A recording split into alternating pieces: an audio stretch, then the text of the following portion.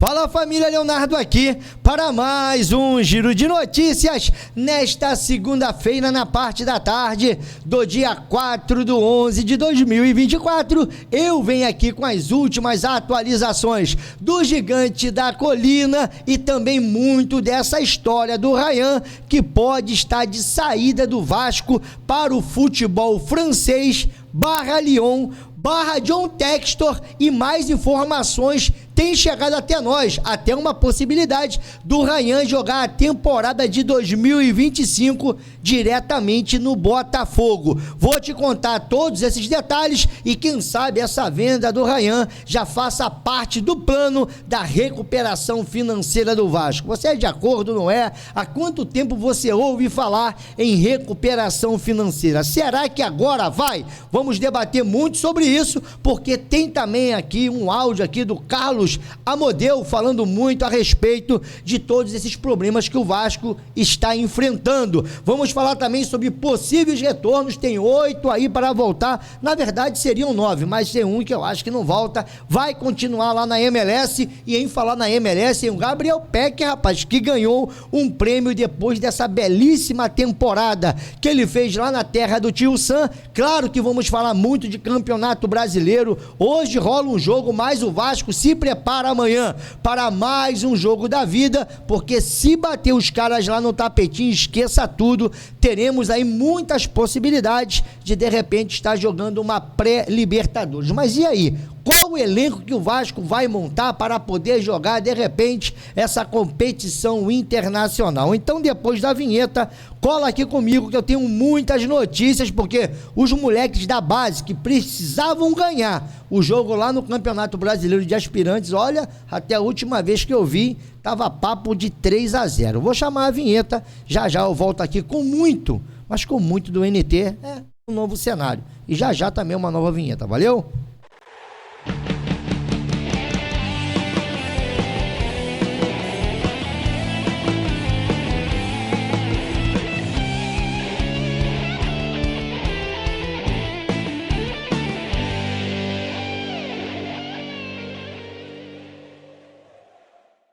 Voltamos aqui, Leonardo, canal na torcida Vascaínos, desde já agradecendo aos mais de 100 mil inscritos aqui.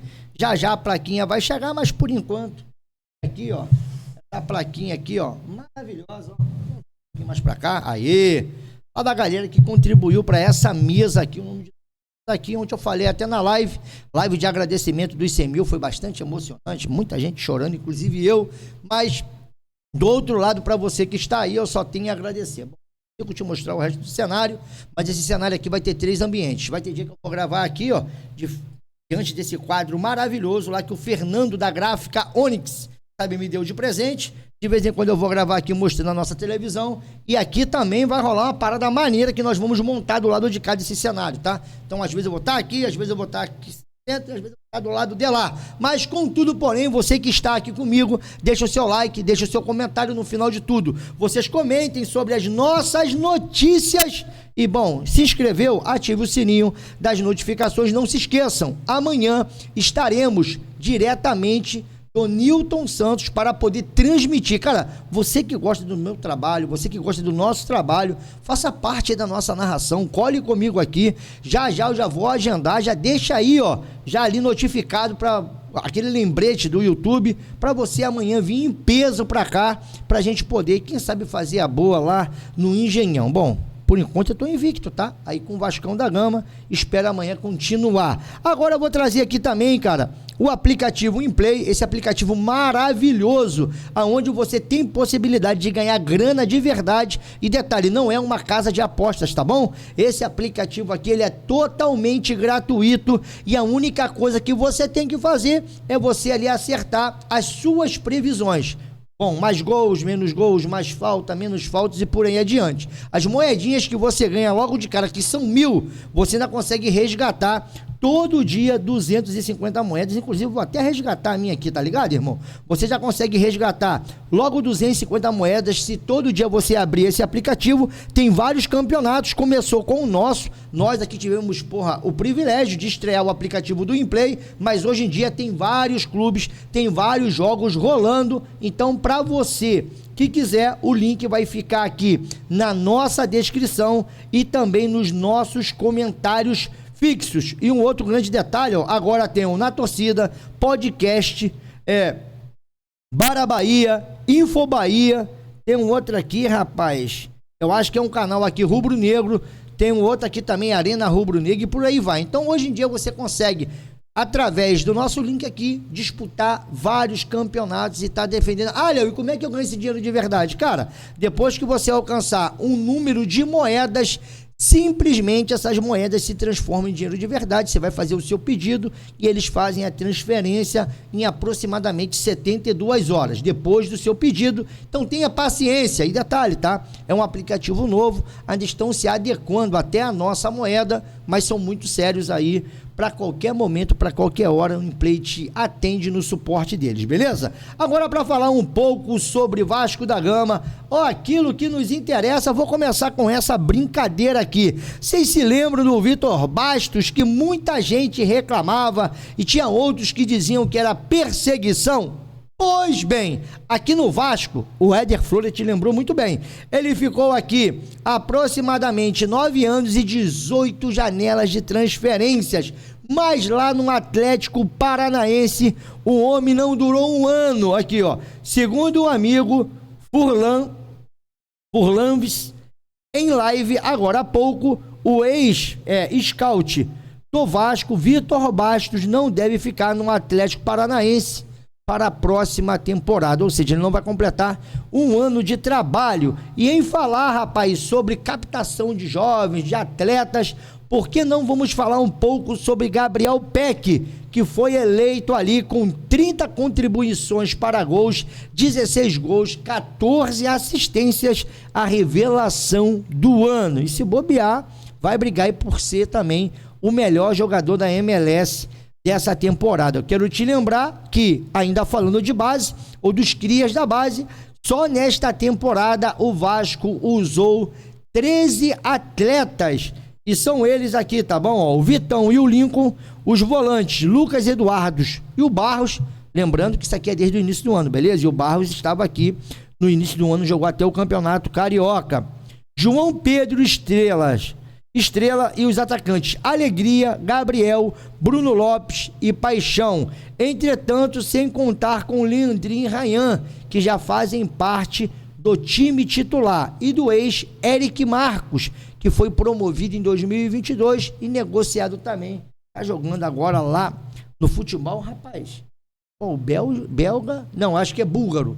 Acho que você pode me corrigir aí, se por acaso a minha mente me traiu. E em falar de base ainda, hoje, parece que era um dia de decisão.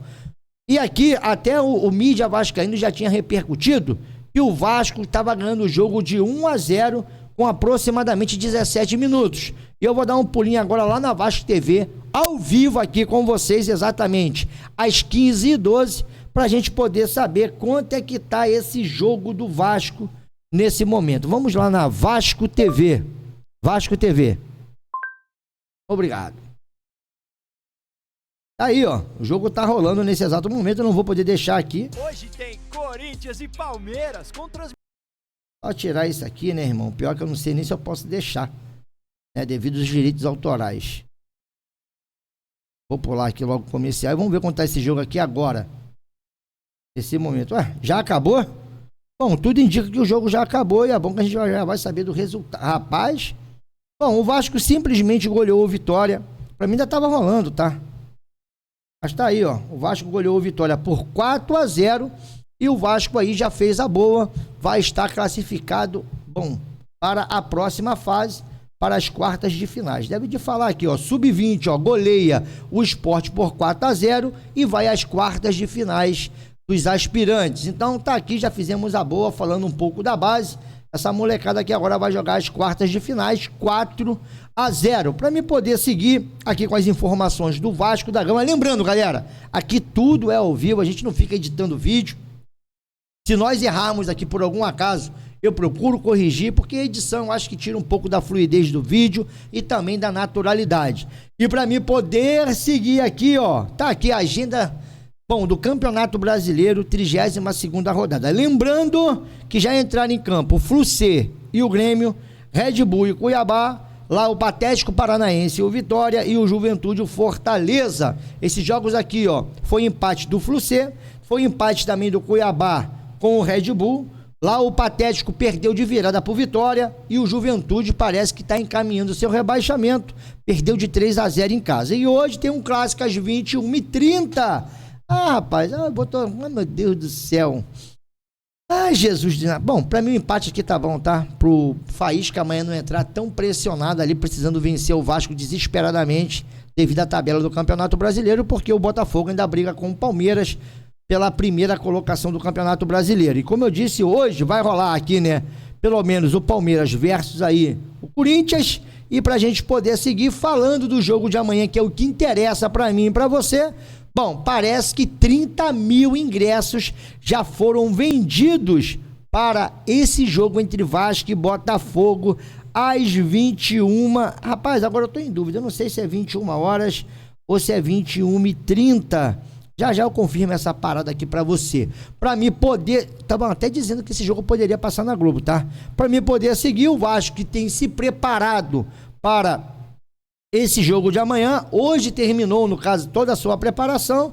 Agora a galera vai ficar no sapatinho concentrado e amanhã, com certeza, estarão em campo para poder enfrentar o Faísca. E eu não vejo, assim, tanta dificuldade também de vencer os caras lá. Lembrando que o Botafogo é um eterno freguês do Vasco da Gama. E, cara, 8 jogadores podem estar de volta a partir de 2025, no caso seriam 9, mas parece que o Luca Orediano, ele vai sim permanecer no Cincinnati, que vai ali fazer, no caso, o seu direito de comprar. O passe já tinha sido fixado, eles tinham a prioridade de compra, e segundo informações que veio até do próprio GE, nós levantamos essa bandeira que o Orediano, né, tinha um encerramento de contrato agora, no mês 12, no final do mês 12, mas parece que o Cincinnati vai ficar. Agora tem alguns jogadores aqui que irão retornar, que eu queria saber muito da sua opinião. O Capasso também eu acho que será comprado pelo Olímpia, mas é um jogador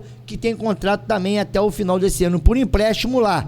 O outro que pode aparecer aqui é o lateral esquerdo, Riquelme. E aí eu já queria saber da sua opinião, se o Riquelme hoje tem vaga nesse time do Vasco, pelo menos para brigar por posição, porque também não conseguiu se firmar no Sport. O Zé Gabriel também, que foi emprestado ao Curitiba, tem contrato até o fim de 2025. Esse daqui eu acho que tem chance sim de poder contribuir demais para o ano que vem, pelo menos para compor o elenco e ali disputar a posição, não sei, mas o empréstimo do volante ao time de Manaus termina no dia 5 de dezembro de 2024. Ele é titular na Série B e soma 31 jogos pelo Amazonas na temporada, com 2 gols e 1 assistência. O jovem de 20 anos tem contrato com o Vasco até dezembro de 2026. Eu estou falando do Barros. Esse aqui eu acho que tem condições, tá? Se voltar vai ser útil. O De Luca, né, também tem contrato com o Vasco até 2025. E aqui o menino do processo, Lucas Figueiredo, é outro jogador que tem contrato com o Vasco até 2026. E aí eu queria demais saber da sua opinião, o que você faz com esses meninos e também com esses homens, enquanto o meu celular está tocando aqui. E para mim poder seguir ainda sobre os meninos, eis que saiu a matéria, saiu a notícia, e é a seguinte: atenção, o Lyon realizou uma proposta, já colocou na mesa o Lyon 14 milhões de euros, aproximadamente na cotação atual, 86 milhões de reais, para poder contratar o Ryan. Além do valor, a SAF de John Textor promete perdoar uma dívida do Vasco ali de aproximadamente 15 milhões. O Vasco também estaria liberado para usar o estádio do Newton Santos pelos próximos 3 anos. Então vamos a fundo aqui a essa matéria, porque esse lance dos 3 anos tem um limite de jogos, tá bom? Então eu vou ler aqui para vocês poderem entender. Negociação do Lyon com o Vasco por Ryan envolve aluguel do Nilton Santos e quitação de dívida. Proposta do clube de John Textor pelo atacante é de 80 milhões, como eu já tinha dito aqui na minha narrativa, ou pelo menos na minha leitura anterior. A negociação entre Lyon da França e o Vasco por Ryan envolve condições que vão além do valor que o clube de John Textor está disposto a pagar pelo atacante. A proposta gira em torno de 14 milhões, já disse, né? Além disso, o Vasco quitará uma dívida de 15 milhões que tem com o CEO do Botafogo, clube que também pertence a Textor. O valor é referente à comissão da empresa de Tairo Arruda, devido a receber por Tairo Arruda, que deveria receber por intermediar a venda da SAF Vascaína a 777 Partners. Outro termo da negociação diz respeito ao aluguel no Nilton Santos. O Vasco usaria o estádio nos próximos 3 anos, período em que São Januário estaria fechado para a reforma. Aí vamos lá, né? O GE notificou o interesse do Lyon em Ryan nos últimos dias. Apesar do Vasco considerar o acordo positivo, a negociação está parada por causa de um entrave esportivo. E aqui vem ele, ó. O Lyon atingiu o limite de jogadores estrangeiros permitido no elenco e, a princípio, ele não teria... no caso, o Lyon não teria vaga para Ryan. A ideia era emprestar o atacante a outro clube de Textor, o RWD Molenbeek, da Bélgica. Como o time foi rebaixado para a segunda divisão nacional, o staff do jogador do Vasco considerou o negócio ruim em termos esportivos. As partes seguem conversando e analisando a possibilidade de abrir vaga para Ryan no elenco do Lyon. A ida do atacante para o rival Botafogo não é tratada, presta atenção nisso daqui, mas poderia aumentar o valor do negócio caso seja interessante para John Textor. E aí, meu irmão? Bom, Fabinho teve ali apurando com alguns contatos, não posso falar aqui as fontes, e chegou nessa informação. O plano principal de John Textor é levar Ryan para o Botafogo. Está usando o Lyon nas negociações porque seria mais difícil as tratativas entre clubes do Rio de Janeiro, seria mais difícil as tratativas, tá ligado? Como disse ali no GE, os valores poderiam aumentar se o Ryan fosse direto para o Botafogo. Então o John Textor quer levar ele para jogar na França, e ali vai ficar uns 6 meses, e ele vai bater de volta aqui no Brasil. De repente, lá para julho, você vai ver o Ryan com a camisa do Botafogo, caso esse negócio vá à frente. E aqui está, né? O empresário acredita que o atleta tem que amadurecer no futebol brasileiro. Portanto, há uma chance do atacante ser cedido ao Glorioso na próxima temporada. Até os empresários do atleta, no caso ali, seus representantes, entendem que o Ryan ainda precisa maturar um pouco mais no futebol brasileiro, ganhar mais minutagem, mais rodagem.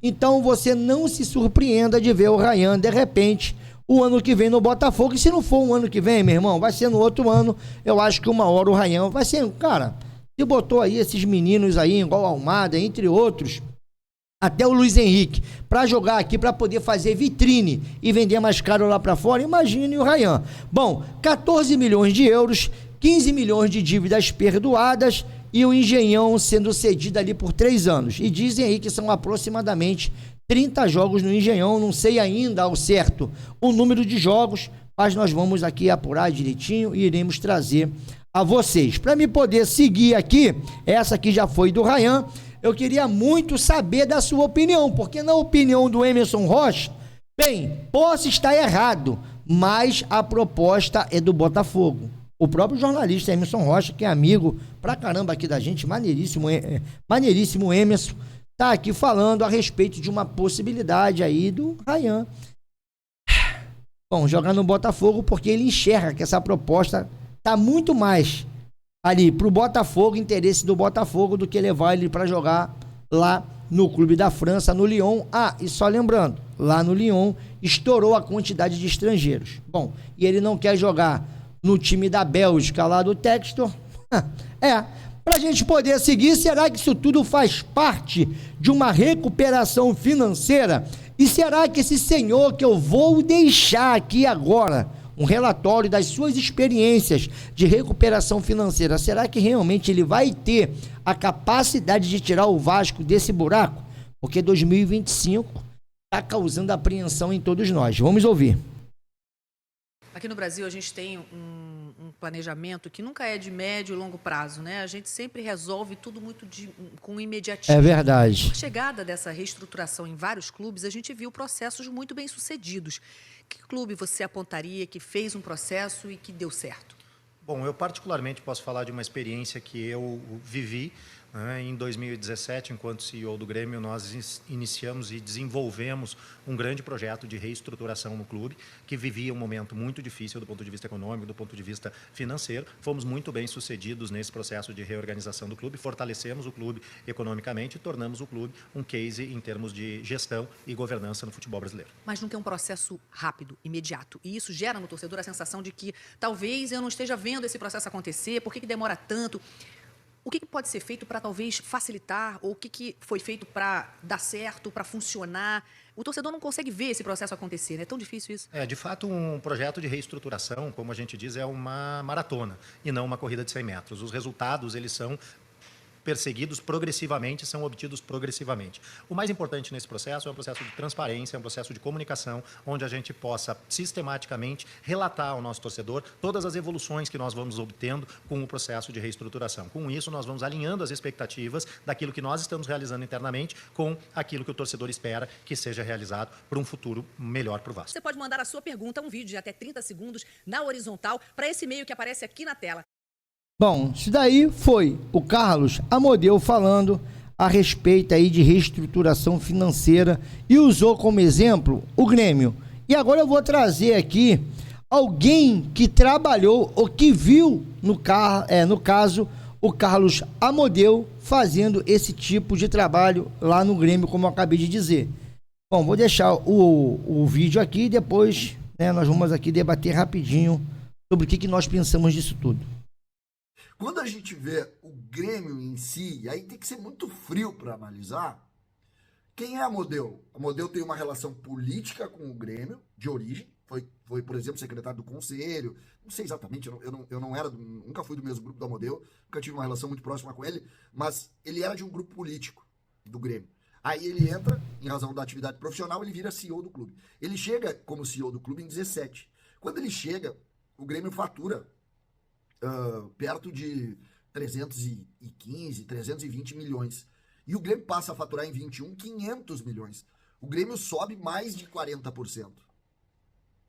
E isso mexe com o mercado do futebol. O mercado do futebol olha muito números e olha muito premiações também. O Amodeu foi citado em praticamente todas as premiações no campo esportivo. Aí tu tem áreas que cuidam de análise financeira do futebol, como é que é o rendimento. Depois tu tem aquelas empresas que cuidam também na área sul-americana, de como funciona aquilo ali. A Amodeu sempre é citado nisso.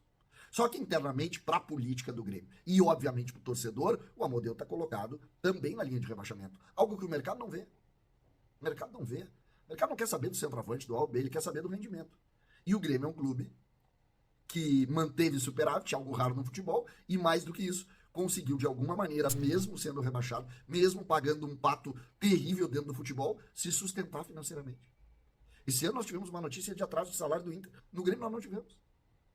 No Grêmio nós não tivemos. E o atraso do salário do Inter não foi de 10 dias, 15 dias, não, foi de 3 meses. E isso indica uma solidez financeira do Grêmio. E os profissionais do Grêmio, e aí a gente bota no Amodeu, mas também pode botar no financeiro, no jurídico, em todos eles que estão dentro da arena, muito valorizados no mercado.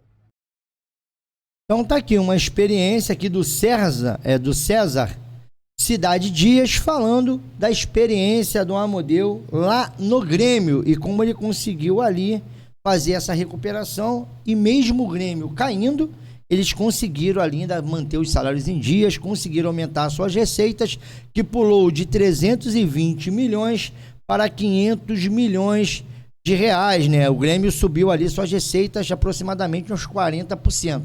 Aí fica esse grande detalhe, né? Que ele ficou marcado também pelo rebaixamento do Grêmio.